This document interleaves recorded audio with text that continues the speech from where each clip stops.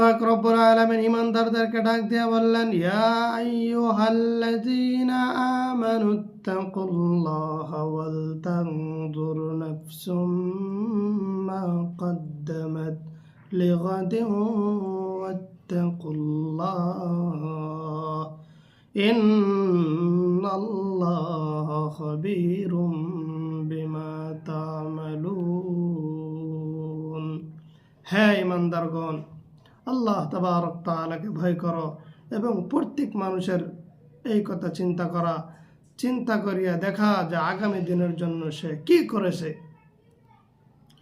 এই জন্যই আল্লাহ রাব্বুল আলামিন বলেন, ওয়াল তানজুর নাফসুম মা কদ্দামাত লিগাদিন ওয়াত্তাকুল্লাহ।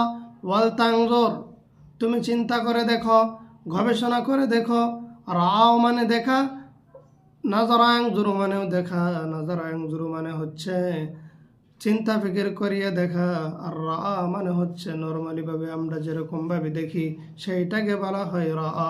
আল্লাহ পাক রব্বুল আলামিন এই জন্য এই বান্দাদেরকে বলতেছেন, হে বান্দা, তোমরা একবার চিন্তা ফিকির করে দেখো আগামী দিনের জন্য তোমরা কি প্রস্তুতি নিয়েছো।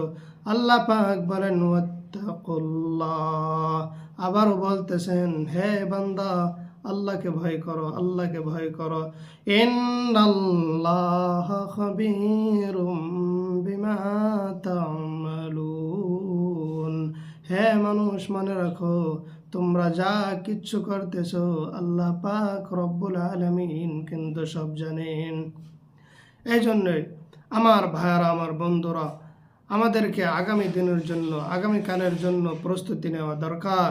আগামী দিনের জন্য আমরা কি প্রস্তুত করেছি, আমাদের জিন্দগির ভিতরে কি প্রস্তুতি নিয়েছি। আল্লাহর নবী মুহাম্মদুর রাসূলুল্লাহ সাল্লাল্লাহু আলাইহি ওয়াসাল্লাম বলেছেন, এই পৃথিবীটাকে যদি শস্য দিয়ে ভরপুর করে দেওয়া হয় আর একটা কবুতরকে যদি বলা হয় 70 বছর পর একটি সরষের দানা অন্য জায়গায় ফেলে আসতে, এরকমভাবে আবারও 70 বছর পর আরেকটা সরষের দানা নিয়ে আরেক জায়গায় ফেলে আসে, এরকমভাবে নিতে নিতে নিতে নিতে হয়তো একদিন এই পৃথিবীটাকে খালি করে দেবে, এই জায়গাটাকে খালি করে দেবে। হয়তো এই জায়গাটা একদিন, সেই সরষের দানা একদিন শেষ হয়ে যাবে। কিন্তু মানুষ যখন মরে যাব, আমি যখন মরে যাব, তখন সেই জিন্দেগিটা শেষ হবে না। সেই জিন্দেগিটা শেষ হবে না। এটা হচ্ছে ক্ষণস্থায়ী জিন্দেগি, আর সেটা হবে চিরস্থায়ী জিন্দেগি।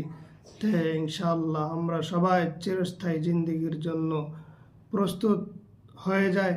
আল্লাহ পাক রব্বুল আলামিন যেন আমাদের সবাইকে আখিরাতের জন্য, কবরের জিন্দেগির জন্য প্রস্তুতি করার তৌফিক দান করেন।